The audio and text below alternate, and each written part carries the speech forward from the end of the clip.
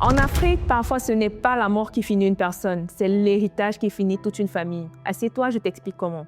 Ici, l'héritage n'est pas qu'une affaire de biens, c'est aussi une affaire de lignée. Dans beaucoup de cultures africaines, transmettre, c'est maintenir une continuité, le nom, la terre, la maison familiale et parfois même la place dans la communauté. Quand une personne disparaît, c'est un vide d'autorité qui s'installe. Et ce vide, s'il n'est pas organisé, devient un champ de bataille. Au Cameroun particulièrement, on vit souvent avec deux logiques en même temps. D'un côté, les coutumes, de l'autre, les papiers donc. Mariage civil, acte de naissance, titre foncier, compte bancaire. Concrètement, les conflits d'héritage commencent souvent par des scènes que beaucoup connaissent. La personne décède et avant même que le deuil finisse, on commence déjà à compter.